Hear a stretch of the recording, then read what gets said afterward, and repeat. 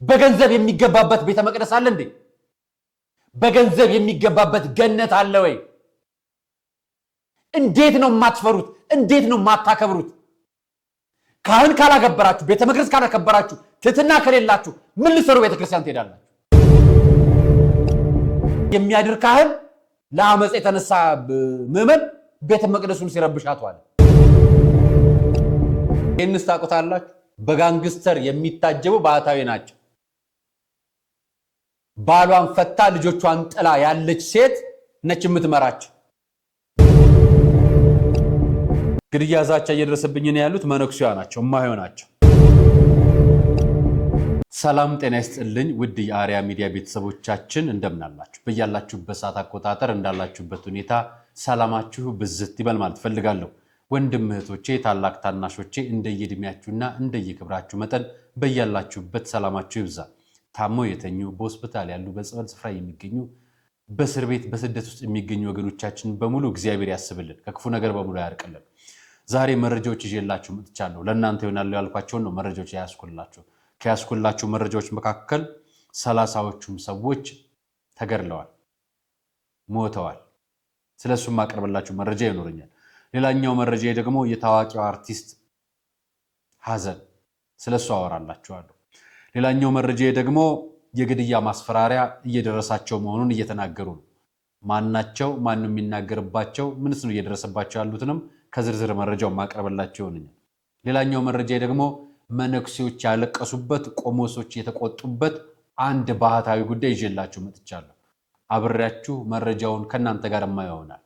በቤተ መቅደስ ውስጥ የተፈጠረውን ትላንትና ጫፍ ጫፉ ሊነገርኳችሁን አንድ መረጃ አቀርብላችኋለሁ። ስለሱ ጉዳይ ስለ ስፍራው ለጊዜው አልነግራችሁም፣ ነገር ግን ዝርዝሩን ነገር እነግራችኋለሁ። በጣም አሳፋሪ ቅዳሴ እየተቀደሰ የተነሳው አመጽን በተመለከተ ነው ማቀርብላችሁ። አያይዤ አባ ገብረ ኪዳን አንድ መረጃ አጋርተውናል እና ደግሞ ሰሜን ለኢየሱስ አዲሱን ፕሮጀክት ይዤላችሁ መጥቻለሁ። አብራችሁ ውስጥ ቆዩ፣ ሁሉንም ትሰሙታላችሁ። አርያ መካሻ ነኝ ይህን ፕሮግራም አዘጋጅቼ ማቀርብላችሁ። የዛሬው መልእክቴን የመጨረሻ ማሳረጊያ ከማድረግ በፊት ታዲያ ነገ ከቀኑ 3 ሰዓት እስከ 5 ሰዓት ድረስ ከቦሌ መድኃኔዓለም እስከ መስቀል አደባባይ፣ ከ5 ሰዓት ከ6 ሰዓት ጀምሮ ደግሞ እስከ 8 ሰዓት ድረስ በቅድስት ሥላሴ መንበረ ጸባዖት፣ 9 ሰዓት ደግሞ ግብዓተ መሬት የሚፈጸምበት የመምህራችን መምህር ዘላለም ወንድሙ መረጃን በዚሁ አጋጣሚ ላስታውሳችሁ ፈልጋለሁ። ቤት መግዛት የምትፈልጉ ከባለ 1 መኝታ እስከ ባለ 3 መኝታ እንዲሁም የንግድ ሱቆች የምትፈልጉ በቡልጋሪያ እና በፒያሳ መግዛት ከፈለጋችሁ አዋሬ፣ ሜክሲኮ፣ ቡልጋሪያ እንዲሁም ተጨማሪም ደግሞ ሳር ቤትና ፒያሳ ላይ ሳይት ያለውን የቴምር ሪል ስቴትን ግዢ እንድትፈጽሙ በዚያው አጋጣሚ ጋብዛችኋለሁ። ከማስታወቂያ በኋላ ወደ ፕሮግራማችን እንገባለን። ብልሆች በድካም ያገኙትን ሀብት አጋጣሚ ተጠቅመው ጥሪት የሚያፈሩ ናቸው። እኛ ቴምር ፕሮፐርቲስ በ30% ልዩ ቅናሽ የመኖሪያ ቤቶችን በመሃል ቡልጋሪያ ከአፍሪካ ህብረት አጠገብ ቢያከራዩት በዶላር የሚያከራዩት ቢኖርበት ለመኖሪያነት ምቹ የሆኑ ቤቶችን ይዘንሎት ቀርበናል። ባለ 1 መኝታ 69 ካሬ በ5 ሚሊዮን 554 ሺህ ብር፣ ባለ 2 መኝታ 82 ካሬ በ6 ሚሊዮን 600 ሺህ ብር፣ ባለ 3 መኝታ 126 ካሬ በ10 ሚሊዮን 143 ሺህ ብር ብቻ። ያስተውሉ፣ ይህ ዋጋ 100% ለሚከፍሉ ብቻ ሲሆን በተጨማሪም በግንባታ መሰረት በ36 ወር ለምትከፍሉ ከ1 ሚሊዮን 587 ሺህ ብር ቅድመ ክፍያ ጀምሮ በመክፈል የቤት ባለቤት መሆን ይችላሉ። ቀሪውን እስካሉ ያለምንም ጭማሪ በኢትዮጵያ ብር መክፈል ይችላሉ። ለበለጠ መረጃ በ0955 27 74 74 ይደውሉ። ቴምር ፕሮፐርቲስ።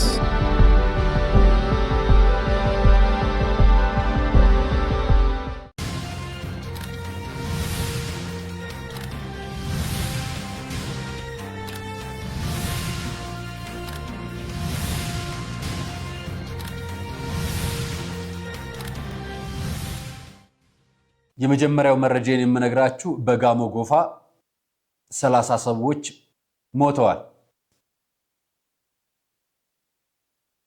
ከነነፍሳቸው ነው የተቀበሩት፣ ከነ ህይወታቸው በህይወት እያሉ ነው የተቀበሩት።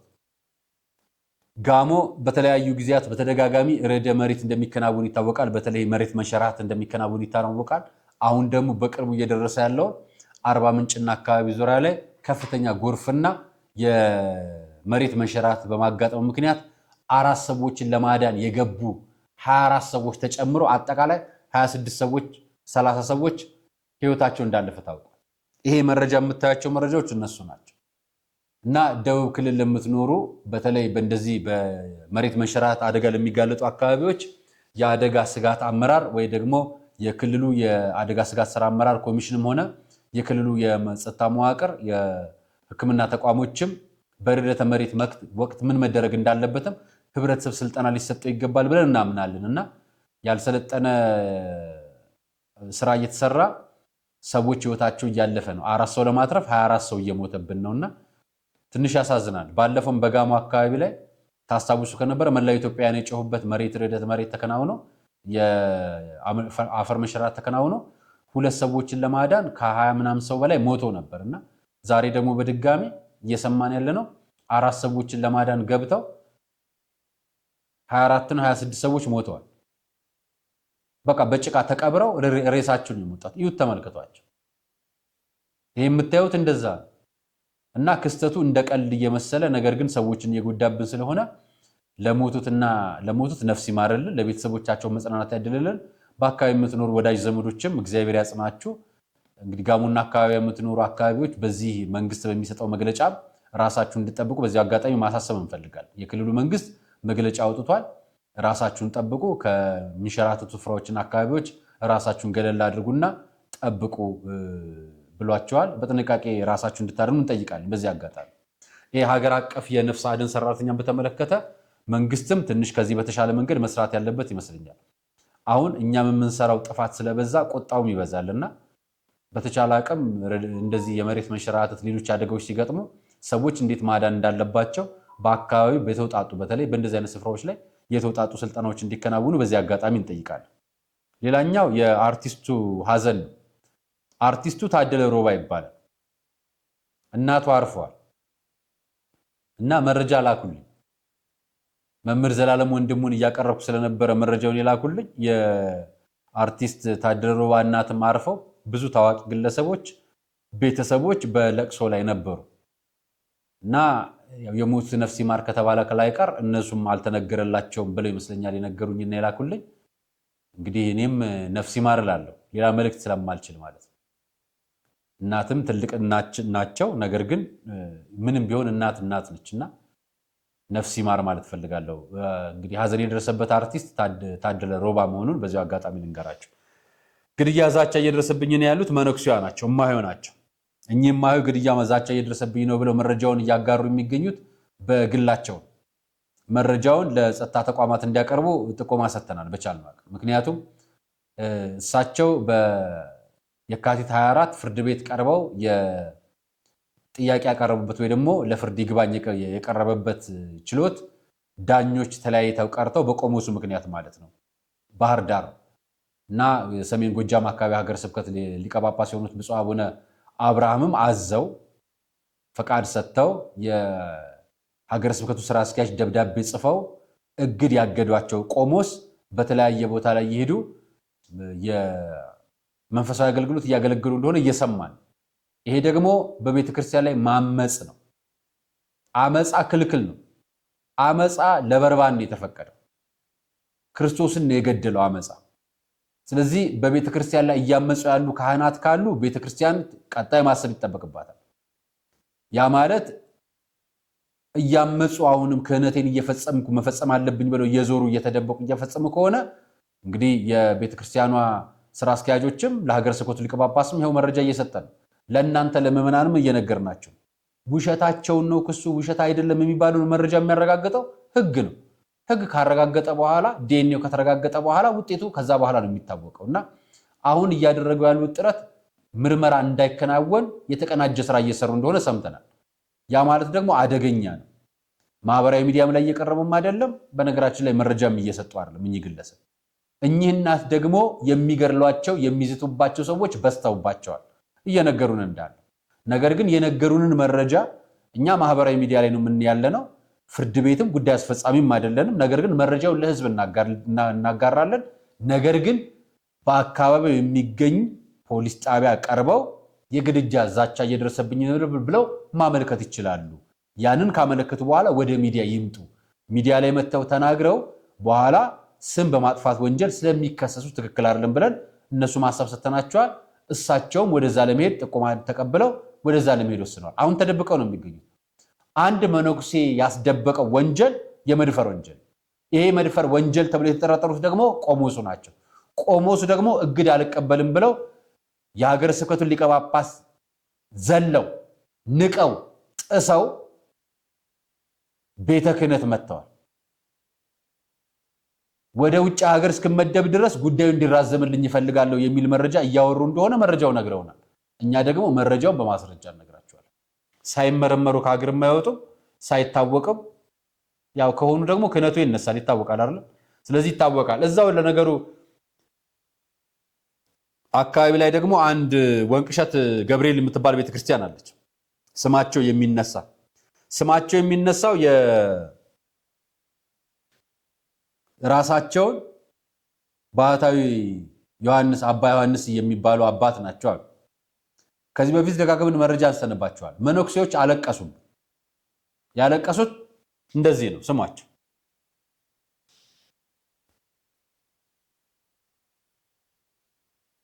ተራለ መከራ ባጭምርባቸው ህይወታቸውን በሙሉ በስቃይ በእንከራተቱ ምን አለ ብተዋቸው ምን አለ ቀና ብንል ሰማይ ዝቅ ብንል ምድር ብቻ እኮ ነው የምናይ። 2 ዓመት ሙሉ ተሰደው ሲኖር እኮ ምን ጎደላችሁ? ልብስ ነው ያለቀባችሁ? ምግብ ነው የጎደላችሁ ብሎ መጥቶ የጠየቀን አለ? መከራቸውን መከራ አድርገው ስደታቸውን ስደት አድርገው በየጊዜው ለሳቸው ሳይጨነቁ እየተከሰሱ እየተገፉ እየተንገላቱ ለሳቸው ለራሳቸው ሳይጨነቁ ለኛ እኮ ነው መዋል ማደራችንን የሚከታተሉን ያለ እሳቸው እኮ ናቸው። እንባቸውን ያበሱ መከራቸውን አንገታቸውን ደፍተው እየቻሉ እኮ ለኛ ነው የሚጨነቁ። እስካሁን እኮ 2 ዓመት ስንኖር ምግብ ጎደላችሁ ልብስ ጎደላችሁ ብሎ እኮ የጠየቀን የለም። ኑሯችሁስ እንዴት ነው ብሎ የጠየቀን የለም።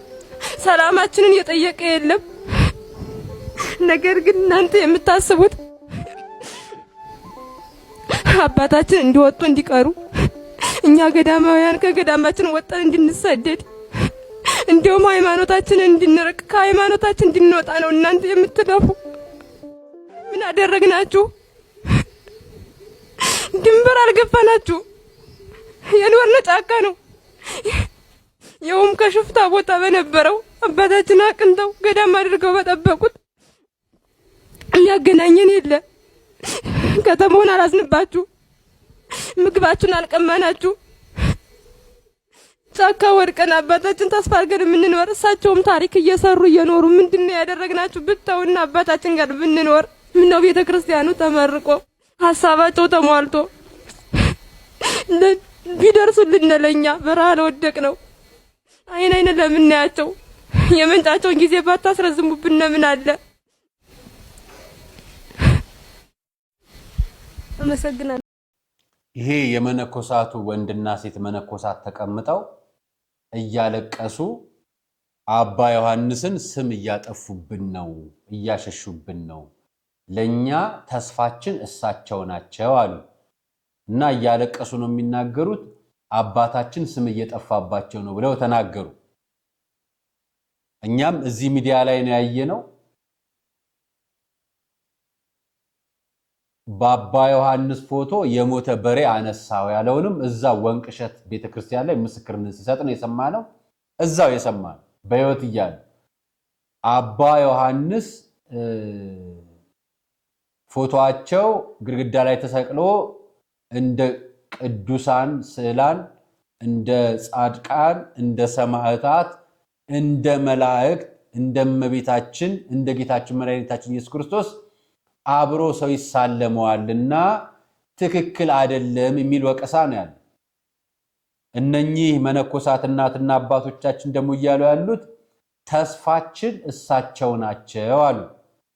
ዳቦ የሚያበሉን ልብስ የሚሰጡን እሳቸው ነው አሉ። ሰው የሚመነኩሰው አባ ዮሐንስን ብሎ ነው? ክርስቶስን ብሎ ነው? እግዚአብሔርን ብሎ ነው ተስፋ አድርጎ የሚገባው ወይንስ አንድ አባት ብሎ ነው?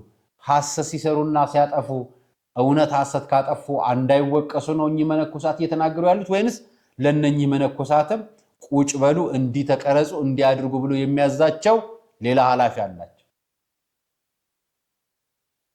እውነት መነኮሳት በሚዲያ እንዲ ከመጠየቃቸው በላይ በእንባቸው እግዚአብሔርን ቢጠይቁት ቅርብ ነበር ብዬ አምናለሁና ትንሽ እቺ ሚዲያዋ ፕሮፓጋንዳዋ አጀንዳ ሳትኖራት አትቀርም። አባ ዮሐንስ አውሮፓ ገብተው በ32 ሚሊዮን ብር ዶላር ቤት ገዝተው እየኖሩ እንደሆነ ሰምተናል። ውሸትም አይደለም። እሳቸው ምንም እንደማይፈልጉ ጳጳስ ጭምር መስክሮላቸው፣ ነገር ግን ተግባራቸው ላይ ደግሞ እያየን ያለ ነው በአባ ዮሐንስ ፎቶ ሙት እንደተነሳም ጭምር ነው። ይሄ ደግሞ የቤተ ክርስቲያንም ስርዓትም አይደለም ሆኖም ማያውቅ እና ብዙ እያወዛገበ ነው እያነጋገረ ነውና አንዳንድ ጳጳሳት ከአጥማቂያን ከነዚህ ከባህታውያን ጋር እየተጠጋችሁ የምትሰጡት ምስክር ምዕመኑንም መነኮሱንም እያሳሳተ ነው። የመነኮሱትም የሚሳሳቱት በእናንተ ነው፣ ምዕመኑም የሚሳሳተው በእናንተ ነው። ወጣችሁ አጥማቂ የለም የምትሉት እናንተው ናችሁ። ወጣችሁ ለነሱ ለአጥማቂዎች ምስክርነት የምትሰጡት እናንተ ናችሁ። ወጣችሁ ለባህታውያን ምስክርነት የምትሰጡት እናንተ ናችሁ። አጠገባቸው ቆማችሁ ታቦት አስገብታችሁ ቅድስት የምታስቀድሱት እናንተ ናችሁ። መነኮሳት ጋር ቆማችሁ የምታዩት እናንተ ናችሁ። ምስክርነት በአደባባይ እንዲህ የሚባል ነገር ይብላልን ብላችሁ የምታስተምሩንም እናንተ ናችሁ። አሁን መነኮሰቷን እንውቀሳት፣ ያንን በሬ በፎቶ አስነሳው የሚለን እንውቀሰው። የእሳቸውን ፎቶ የአባ ዮሐንስን ፎቶ ለጥፈው ቁጭ ብለው እየተቀረጹ የእሳቸው አድነውኛል ብለው የሚናገሩትን እንመን ነው? ክርስቶስን እንመን? የቱን እንመን? ንገሩን እንጂ አባቶች። እናንተው ገብታችሁ እነዚህ መነኮሳትንም ሌሎቹንም እያሳሳታችሁብን ነው። ለኔ መረጃ ይሄ ነው ያለው። ሌላም ማሳያችሁ መረጃ ምን መስላችሁ? ከዚሁ ጋር አያይዤ ይሄንኑ ካለን አይቀር አባ ዮሐንስ ጋር ይሄ መረጃ መጣ። ስሙልኝ። ታሪ ታምሬ የምትባል ባሏን ለጸበል እዛ ሄደች። ሁለት ልጆች እናት ነች። ባሏን መለሰችና እሷ እዚሁ ገባች። አልታመመችም። በወርቅ ጠንቆጥቁጣ ነው የምትሄደው ንግስት መስላ። አንድ ህግ የገዳም ህግ አንድ ሰው ወደ ገዳም ሲገባ እስከ 7 ቀን እግሩ እየታጠበ ምን ይቀርብልኝ እየተባለ የገዳም አባቶች የተንከባከቡት ይቆያሉ። ከ7 ቀን በኋላ ምንድነው የመጣ ልትኖር ነው ወይስ ምንድነው ተብሎ ይጠየቃል። ከዛ ካለፈ ደግሞ 3 ዓመት ማሞክሮ ይቆያል። ከ3 ዓመት በኋላ መመንኮስ ነው ያለበት። ከ3 ዓመት በኋላ ይቺ ሴት ግን ከ10 ዓመት በላይ ገዳሙ ነች ያለችው። የገዳሙ ሀብትና ንብረት የሚንቀሳቀስ በይች ሴት ነው። አባ ዮሐንስ ይቺ ሴት ካልመራቻቸው አትወጣም። ሌላ ሴቶች ሁሉ አሉ። አጃቢዎች ሴቶች ናቸው፣ ወንዶች አይደሉም። ወንዶች መሳሪያ ይዘው ልክ አንድ ሚኒስተር የአንድ ሚኒስተር አጃቢ እዛ ያለው መሳሪያ አለው ብያለምን አንድ ሚኒስተር እና ሙሉ በሙሉ ከስርዓተ ገዳም ውጭ ነው። ይሄንስ ታውቁታላችሁ? በጋንግስተር የሚታጀቡ ባህታዊ ናቸው። ባሏን ፈታ ልጆቿን ጥላ ያለች ሴት ነች የምትመራቸው። ቤተክርስቲያኑም ገዳሙንም የሚመሩት እኚህ ሴትዮ ናቸው። እኚህንም መነኮሳት የቀረጸችው እቺ ሴትዮ ነች፣ የመራችው እቺ ሴትዮ ነች። እና አባ ባህታዊ ቅዱስ ናቸው እያላችሁን ነው? አባ ዮሐንስ ባሏን ልታታምም መጣ። 10 ዓመት ሙሉ ከእሳቸው ጋር ቁርጭ ብላ ወርቅና በምን የተንገጠገጠች እሳቸው የሚታጀቡት በመሳሪያ ሚኒስቴር በማይታጀብበት በክላሽና በጦር እየታጀቡ እኛ አባት አውጭ ናቸው እንዳይመጡብን ብለው መነኮሳት ያለቅሳሉ። የመነኮሳት ስርዓቱ ምን አሉን? 7 ቀን ይቀመጣል፣ ልትቆይ ነው፣ ተመልሰህ ትሄዳለህ ይባላል። እንግዲህ ከቆየ ይቆያል ሰው፣ ካልቆየ ደግሞ ወዲያው ይመለጣል። የሚቆይ ከሆነ ደግሞ ለ3 ዓመት አመክሮ ይቀመጣል፣ ከዛ ይመነኩሳል። እስከዛ ድረስ ግን መነኩስ ያለው እኚህ እናት ልጆቿን 2 ልጆቿን ጥላ ባሏን ትታ አባ ዮሐንስ ላይ ተጣብቃ ቤተክርስቲያኑ የምታስተዳድረው እሷ ነች፣ የምትመራው እሷ ነች፣ ገዳሙን የምታዘው እሷ ነች። ሌላ ጉድ ማለት ሌላ ታሪክ ያደጋ አይደለ? ስለዚህ ይሄንን ነው ወይ እያለቀሳችሁ የጠየቃችሁን መነኮሳት? ይሄንን ጉድ ታውቃላችሁ ወይ? ቤተክርስቲያን የገዳም አስተዳደር የመነኮሳት አስተዳደር መዋቅር አላት አይደለም? የቤተክርስቲያን እንደ ስውሯ ማርያም አንዱ ተነስቶ ነው አሁንም ገዳም የሚመራው። ስውሯ ማርያም የሴት አስተዳዳሪ አላት፣ እዚህም ደግሞ የሴት አስተዳዳሪ አለ። ሌላ ተገኘች ማለት ነው። ይቅር ይበለን። እኛ ቤት ጉዳችን አያልቅም። ስለ አጥማቂያን የጮቢ ባታ ማርያም አስተዳደር እንዲህ ብለውናል። ስማቸው ተጸበል እሺ አጋንንቱ ለፈለፈ ምናምን ይባላል አይደል? ይሄ በጣም ስህተት ነው።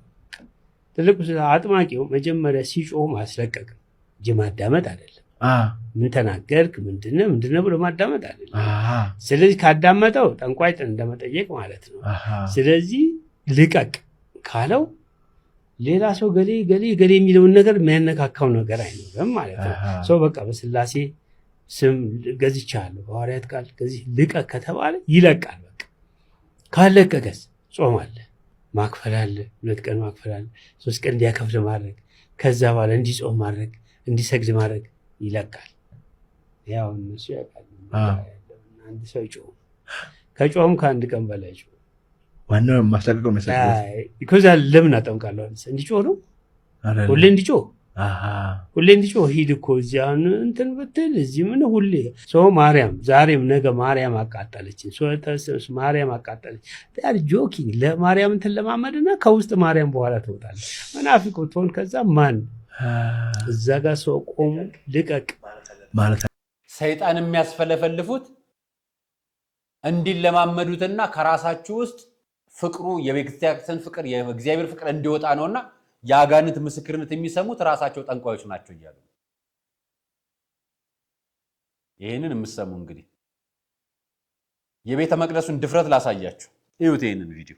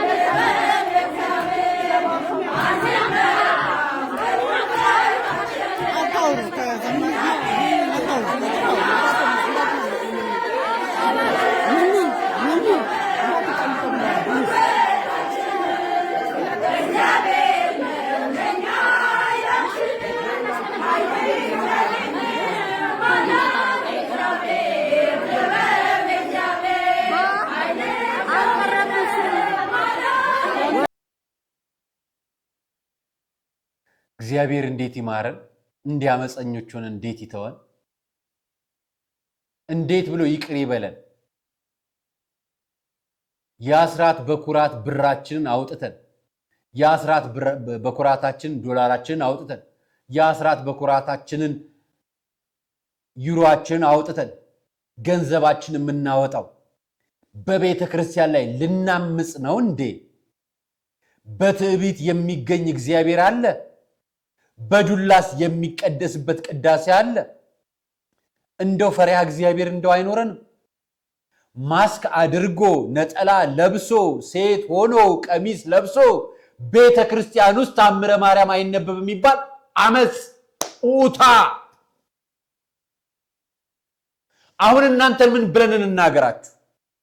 ምን ብለን እንመስክር?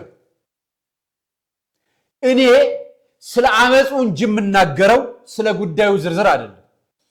ይሄን ጉዳይ የምታቀው ሀገረ ስብከቶች ለእናንተ ነው የምነግራችሁ። ከሀገር ውጭ ነው ጉዳዩ። ቦታውን አልነግራችሁም ለጊዜው፣ ቤተክርስቲያኑን አልነግራችሁም ለጊዜው፣ የሀገረ ስብከቱ ሊቀ ጳጳስ አልነግራችሁም ለጊዜው ነው ያልኩት። እኔን ያቀረብኩላችሁ ይሄንን ቀርጸው ማህበራዊ ሚዲያ ላይ ለቀውታል።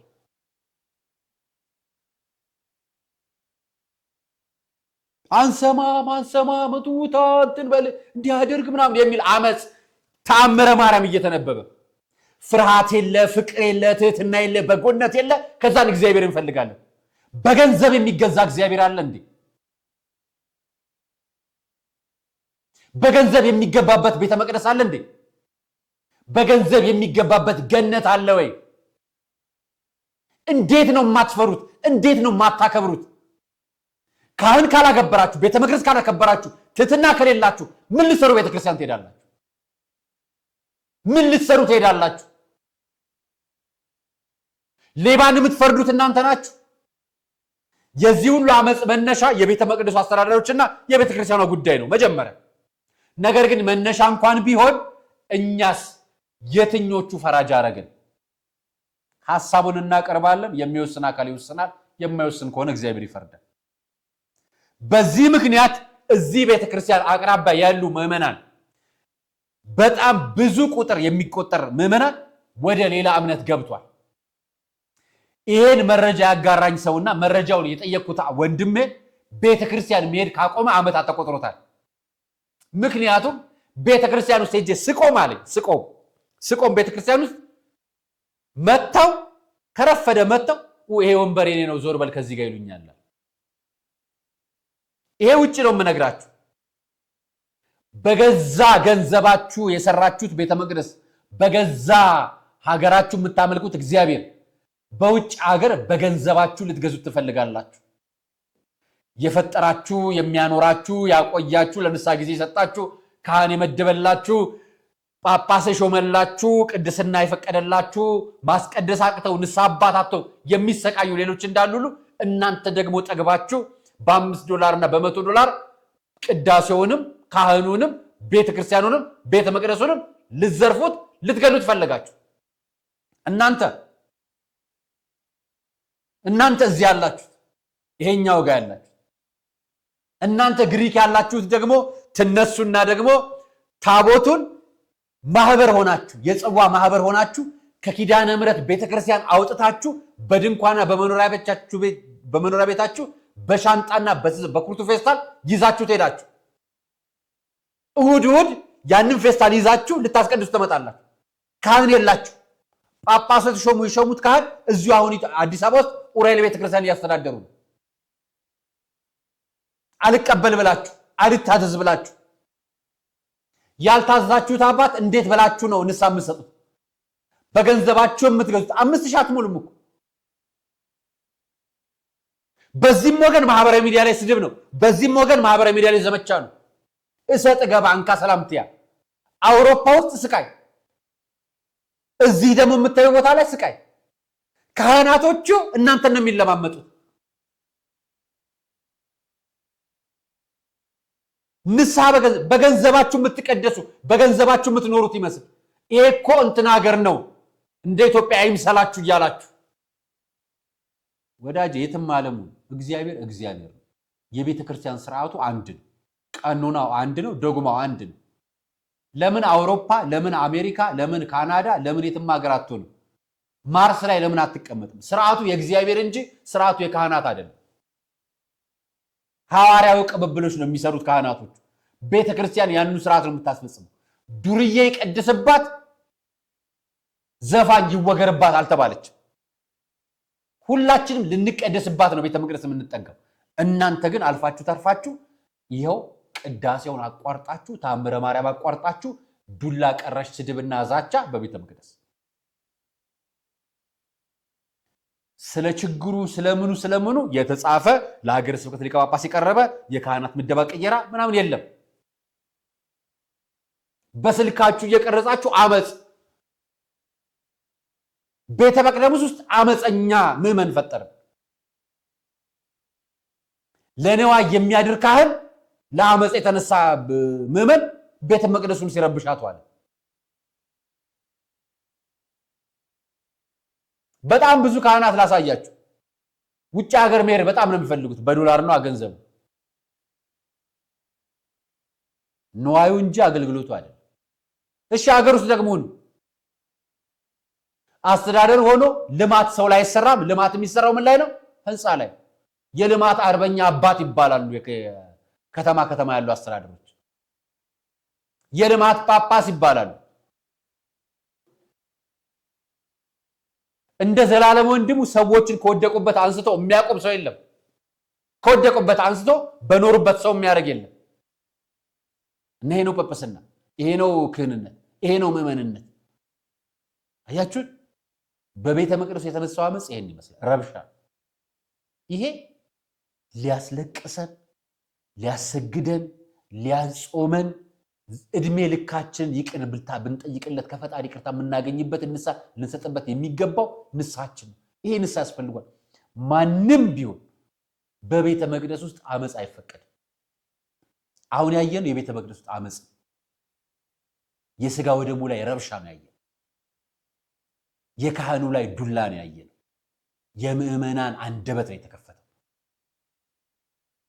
እና ይህን ቀርጻችሁ ለካናዳ ወይ ለአሜሪካ ወይ ለአውሮፓ ወይ ለጣሊያን ወይ ለቱርክ ፖሊስ ልታቀርቡት አይደል? ቤተ መቅደሱን ፖሊስ እንዲመራላችሁ። ጋሸና ላይ እያየን ጋሸና ላይ ጳጳሱ ያልበረኩት ጳጳሱ ያልፈቀዱት ታቦትን ካህናት ምዕመናን ካህናት አስገብተው ምዕመናን ያታለላሉ። እዚህም ኢትዮጵያም አለ። ከዛን አመጽ ጳጳሱ አመጹብን ብሎ ጳጳሱ ላይ አመጽ ያነሳል። አመጽ እኮ አመፀኝነት ነው። የሚሰማ ጆሮ፣ የሚያይ አይን፣ የሚናገር አንደበት አለን አይደል? መጽሐፍ ቅዱስ ምንድን ነው? ትህትናን ያልተላበሳችሁ ቅድስናን ብታመጡት ከየት ትቀደሳላችሁ? አትቀደሱ። ትህትና ያልተላበሰ ቅድስና የለም። መታዘዝ የሌለው ቅድስና የለም። ገዳማውያን ተመልከቷቸው፣ እያቸው። አሁን ገዳማውያን እየተነሱ ያቸው ሴት ይዘው የጠፉ መነኩሴ ልጃቸውን አስጥለው ባላቸውን አስፈትተው ይዘው የጠፉ መነኩሴን ካልመልሱ የሚሉት ደግሞ መነኮሳት ናቸው። እና ቤተ መቅደስ አመጽ የለም። ከዚህ በላይ ምን አመጽ አለ? ምኩራብነት ከዚህ በላይ ምን አለ? ለንዋይ መስገድ ከዚህ በላይ ምን አለ? በገንዘባችሁ እግዚአብሔርን ማዘዝ ከዚህ በላይ ምን አለ? ይሄ እኮ ነው ስርዓቱ እየተከናወነ ያለው። በዚህ ጉዳይ ላይ የሚመለከታችሁ አካላት ራሳችሁ ቪዲዮን አይታችሁ ላኩላቸውና ምላሽ ይስጡ። እኔ ቦታውን ሌላውን ከመናገር በፊት አሁን ሀዘን ላይ ስላሉ እኛ አባት ለቅሶ ላይ ስላሉ እኛ አባት አላናገርኳቸው። አናግራቸዋለሁ። ለቅሶውን ሀዘን ነገ ግብአተ መሬቱ ወንድሙ የዘላለም ወንድሙ እረፍት ግብአተ መሬት ይፈጸምና አናግራቸዋለሁ። ከዛ በኋላ አቀርብላቸዋለሁ በዝርዝር። የዛሬ ቆይታ ይህን ይመስላል። አርአያ መካሻ ነበር ፕሮግራሙን አዘጋጅቼ ያቀርብላችሁ። የትግራዩና ሌሎችም ጉዳዮች ደግሞ ነገ ማቀርብላችሁ ይሆናል። ሰነቅ ብልሆች በድካም ያገኙትን ሀብት አጋጣሚ ተጠቅመው ጥሪት የሚያፈሩ ናቸው። እኛ ቴምር ፕሮፐርቲስ በ30% ልዩ ቅናሽ የመኖሪያ ቤቶችን በመሃል ቡልጋሪያ ከአፍሪካ ህብረት አጠገብ ቢያከራዩት በዶላር የሚያከራዩት ቢኖርበት ለመኖሪያነት ምቹ የሆኑ ቤቶችን ይዘንሎት ቀርበናል። ባለ 1 መኝታ 69 ካሬ በ5 ሚሊዮን 554 ሺህ ብር፣ ባለ 2 መኝታ 82 ካሬ በ6 ሚሊዮን 600 ሺህ ብር፣ ባለ 3 መኝታ 126 ካሬ በ10 ሚሊዮን 143 ሺህ ብር ብቻ። ያስተውሉ፣ ይህ ዋጋ 100% ለሚከፍሉ ብቻ ሲሆን በተጨማሪም በግንባታ በጨረታ መሰረት በ36 ወር ለምትከፍሉ ከ1 ሚሊዮን 587 ሺህ ብር ቅድመ ክፍያ ጀምሮ በመክፈል የቤት ባለቤት መሆን ይችላሉ። ቀሪውን እስካሉ ያለምንም ጭማሪ በኢትዮጵያ ብር መክፈል ይችላሉ። ለበለጠ መረጃ በ0955 27 74 74 ይደውሉ። ቴምር ፕሮፐርቲስ